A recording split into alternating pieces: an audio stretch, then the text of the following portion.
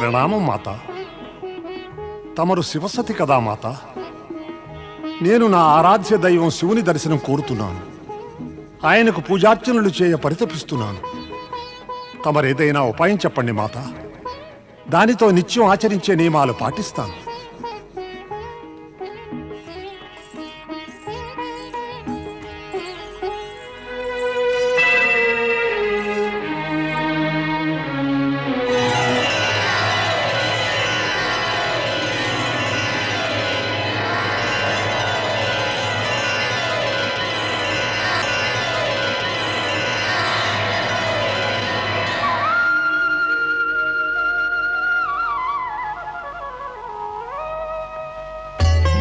నారాయణ నారాయణ. పరమపిత, తమ పుత్రుడు నారదుని ప్రణామం స్వీకరించండి. నా ఉద్దేశ్యం మీకు ధ్యానభంగం చేయాలని కానే కాదు. అయితే నీ ఉద్దేశం ఏమిటి? నిస్సహాయుణ్ణి. ఏం చేయను పరమపిత? నా మనసులో ప్రశ్న తలెత్తి శాంతి లేకుండా చేస్తోంది. ఆ ప్రశ్నకు సమాధానం కోసమే నేను తమ వద్దకిలా వచ్చేశాను. ప్రస్తుతం ఆ నహుషుడే అశాంతిగా ఉన్నాడు. అందువల్ల అతడి గురించి నీవడగబోయే ప్రశ్న అశాంతి కలిగిస్తుంది. అయితే మరి నీకా చింత ఎందుకు? జరిగిన దాన్ని, జరగబోయేదాన్ని అంతటిని నీవు మౌనంగా చూస్తూ ఊరుకో. నారాయణ నారాయణ పరమపిత, అదే సాధ్యమై ఉంటే నేను మిమ్మల్ని కష్టపెట్టడం ఎందుకు? కానీ ఏం చేయను? వృత్తి ధర్మం కదా పరమపిత, వృత్తి ధర్మం కదా. మనసులో ప్రశ్న తలెత్తగానే దానికి సమాధానం నేను పొందే వరకు నాకు అసలు ఏమాత్రం ఊపిరి ఆడదు సుమా. అడుగు. ఏమడగదలిచావు? పరమపిత, నేను అడగదలిచిందల్లా నహుషుడు తన జీవితాంతం వరకు కూడా స్వర్గ సింహాసనంపైనే ఉంటాడా? నీ ఈ ప్రశ్నకు నేను అవునని సమాధానమిస్తే ఆ తర్వాత నీవేమీ అడగవు కదా నారదా? నారాయణ నారాయణ. అయితే దీనికి అర్థమేమంటే ఆ దేవేంద్రుడు ఎంతో కాలం పాటు స్వర్గానికి దూరమై తన పాపాలకు ప్రాయశ్చిత్తం చేసుకోవాలా? ఎన్నడూ కాదు. ఇంద్రుని పాపాల కళంకం పరమేశుని కృప వల్ల త్వరలోనే తొలగిపోతుంది. అంటే దేవేంద్రుడు స్వర్గ సింహాసనం మళ్ళీ పొందగలుగుతాడా? మరి నహుషుడు స్వర్గ సింహాసనంపై తన జీవితాంతము అలా కూర్చుని ఉంటే పరమపిత, మరి ఆ దేవేంద్రుడు? నా యొక్క మాటలకు నీవే అర్థం ఊహించుకుంటావో నీ ఇష్టం. ఇకపై నేను నీవే ప్రశ్న అడిగినా కూడా సమాధానం ఇవ్వను. ఎన్నో సమాధానాలు లభించాయి పరమపిత. నేను వెళ్తాను. నారాయణ నారాయణ.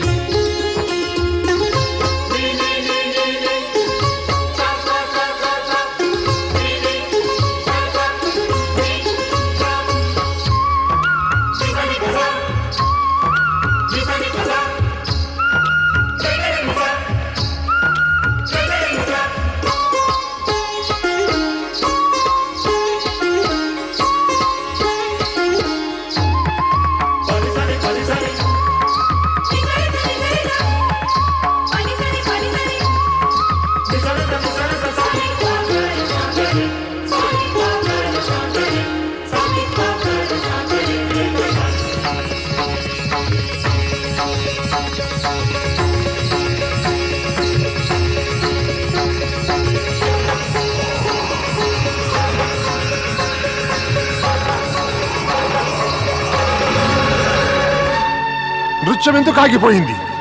ఏమిటి కారణం? నృత్యం ఆగిపోయిందే.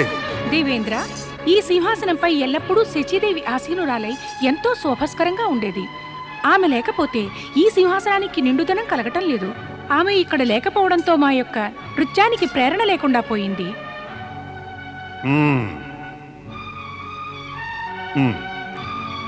మీరిక వెళ్ళవచ్చు.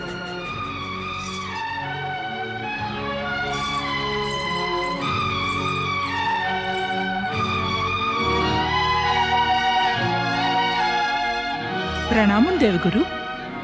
శుభమస్తు. దేవి శచి, మీరెక్కడికి వెళ్ళిపోయారు? మా అందరికీ మీ గురించి చింతగా ఉంది. మీ అందరికీ నా గురించి చింతగా ఉందా? నేనేమో నా స్వామి అయిన దేవేంద్రుని గురించి చింతిస్తూ ఉండిపోయాను. ఆయనేమో ఇక్కడికి నాకిష్టం లేకపోయినా పంపించేశారు. నేనేం చేయను దేవగురు. అంటే మీరు మానసరోవరం వెళ్ళారా? అక్కడి నుంచి వస్తున్నారా? దేవగురు, మీరేమో నాకు నా స్వామికి కలిగిన దుర్గతి గురించి ఏమీ చెప్పనే లేదు. మానసరోవరపు తామరతూడులో ఆయనను బందీగా చూసి నా హృదయం వికలమైపోయింది. ఆయనతోనే ఉండిపోదామనుకున్నాను. కానీ వద్దు దేవి, వద్దు. మీరక్కడికి వెళ్ళడం, అక్కడే ఉండిపోదాం అనుకోవడం ఏమాత్రం తగదు సుమా. ఏమిటి? నేను నా భర్త వద్దకు వెళ్ళడం అనేది తగదంటారా? పరిస్థితి అర్థం చేసుకోవడానికి ప్రయత్నించండి శచీదేవి. ఆ దేవేంద్రుడు ప్రాయశ్చిత్తము తపస్సు చేసుకోవడానికి వెళ్ళారు. మోహము చిత్తచాంచల్యము ఆరాధనకు అడ్డొస్తే ఆయన తన లక్ష్యాన్ని సాధించగలరా? అయితే ఇప్పుడు నన్నేం చేయమన్నారు దేవగురు? మీరింకా దేవేంద్రుడు లేనంత కాలము స్వర్గంలోనే ఉంటూ ప్రతి క్షణం ఓ కొత్త పరీక్షను ఎదుర్కోవాలి. ప్రస్తుతం మిమ్మల్ని కేవలం హెచ్చరించడం తప్ప ఇక మరేమీ సూచనను ఇవ్వలేను. శక్తిమాత ఆరాధనయే మిమ్మల్ని ఈ సందిగ్ధ పరిస్థితి నుంచి కాపాడగలదు. అప్పటిదాకా మీరు ధైర్యంతో ఉండవలసిందే. నారాయణ నారాయణ. జయ జయ బ్రహ్మదేవ. నారాయణ నారాయణ. జయ జయ బ్రహ్మదేవ. ప్రణామం గురుదేవా. మంగళమస్తు. ప్రణామం దేవర్షి. ప్రణామం మునివర్య. మంగళమస్తు. మీరిచ్చిన ఆశీర్వాదం నిజంగా ఫలిస్తుందా? మీ మాటలు వింటే మీలోని బాధ ఎటువంటిదో అర్థమవుతోంది దేవి శచి. మునుపెన్నడూ మిమ్మల్ని ఇంత విచారంగా ఉండటం చూడలేదు. మీకు కలిగిన విచారం చూస్తే నా మనస్సు ఎంతో బాధపడుతోంది. ఏం చెయ్యను దేవర్షి, నాకేమీ పాలుపోవడం లేదు. దేవి, ఏమీ పాలుపోవడం లేదంటే మీలోని బాధ ఏం చేయాలో పాలుపోని ప్రశ్నగా మిమ్మల్ని వేధిస్తోందంటే ఇక తరుణోపాయం కేవలం ఒకటేనన్నమాట. ఏమిటది? మీరిక ఆ పరమేశ్వరుణ్ణి శక్తిమాతను నమ్ముకోండి. వారిని గనక నమ్ముకుంటే త్వరలోనే మీరు మళ్ళీ దేవేంద్రుణ్ణి కలుసుకోగలుగుతారు. దేవేంద్ర, నహుషా,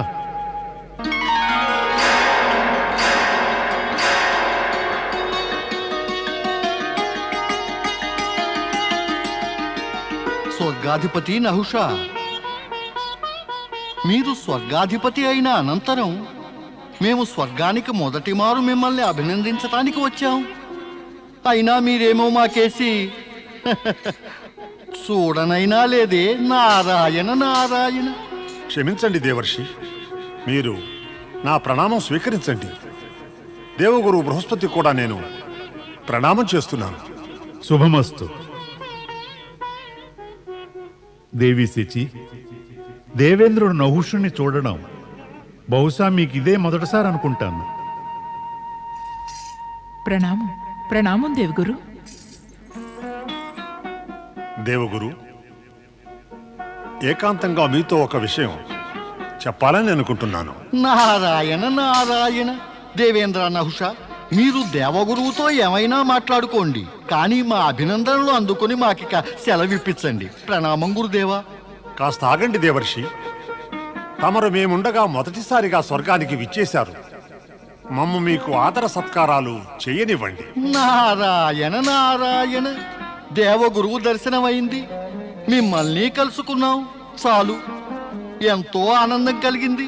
మరి మీ సత్కారాలతో ఇంకా ఆనందమా? నారాయణ నారాయణ. జయ జయ బ్రహ్మదేవ. నారాయణ నారాయణ. జయ జయ బ్రహ్మదేవ. మిత్రమా నారద, ఎంతో కాలం గడిచిన తరువాత మిమ్మల్ని కలుసుకున్నాను. మీరింత త్వరగా వెళ్ళిపోతున్నారా? కొంత సమయం నాతో గడపరాదా? నేను మీకెన్నో విషయాలు చెప్పాలి. మిత్రమా పర్వత, కాస్త బాగా గమనించావంటే నీకు అనిపిస్తుంది స్వర్గపు వాతావరణం మారిపోయిందని. ఇలాంటప్పుడు జాగ్రత్తగా ఉండడం అవసరం. మరెప్పుడైనా కలుసుకుందాంలే. ప్రస్తుతానికి సెలవు తీసుకుంటాను. నారాయణ నారాయణ. దేవేంద్ర, నాతో ఏదో చెబుతానన్నారు కదా, మౌనంగా నిలబడ్డారే. చెప్పండి, ఏం చెప్పాలనుకున్నారు? నేను మిమ్మల్ని కొంత సమయం గడిచిన తర్వాత కలుసుకుంటాను దేవగురు.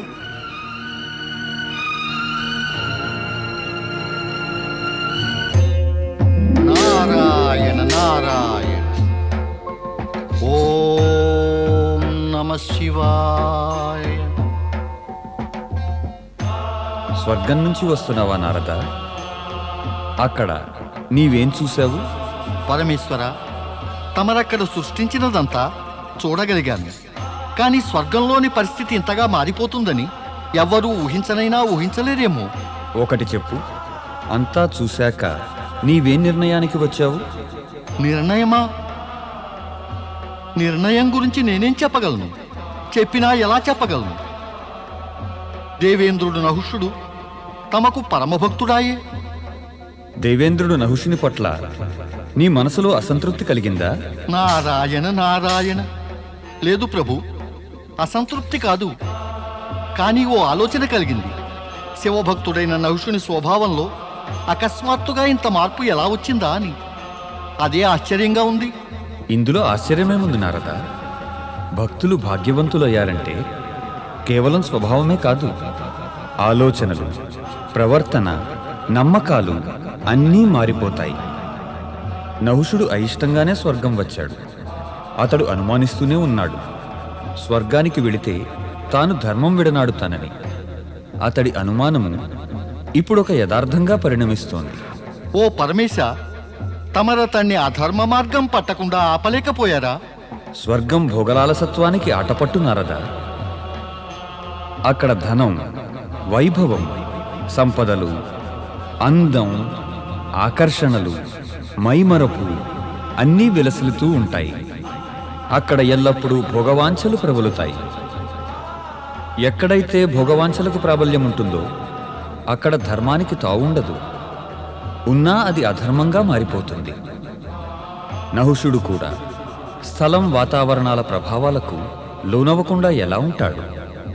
స్థానిక దుష్ప్రభావాలకు దూరంగా ఉండటానికే సాధుపుంగవులు నగర ప్రాంతాలు వదిలి హిమాలయాల వంటి ఏకాంత స్థలాల్లో తపస్సు చేస్తారు.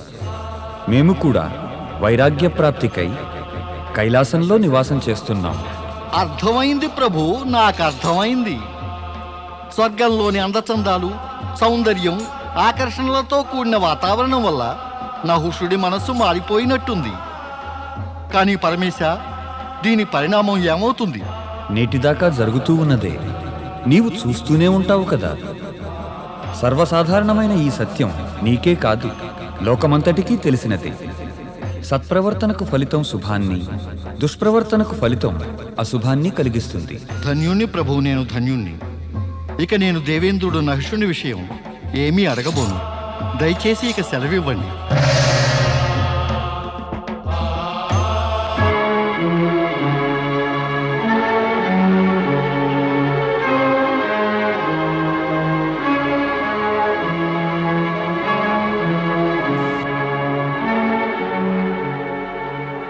దేవగురు తమరా? అవును మహారాజా నహుష, మీ మనస్సులో చెలరేగే ద్వంద్వభావన నాకు అర్థమవుతోంది. దేవగురువును కనుక నా కర్తవ్యమల్లా మీ కలవరాన్ని శమింపచేయడమే. అంటే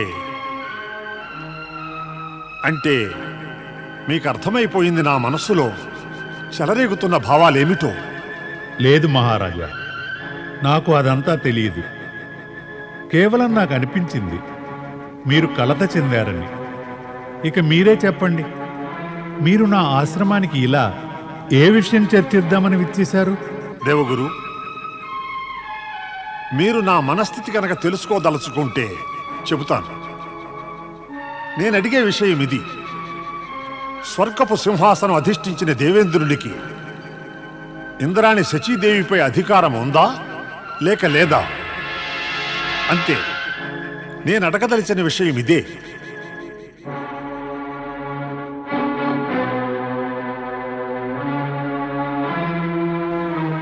స్వయంగా శచీదేవే కోరుకుంటే, దేవతలంతా కూడా అంగీకరిస్తే అప్పుడు ఆమెపై మీరు అధికారాన్ని పొందగలరు.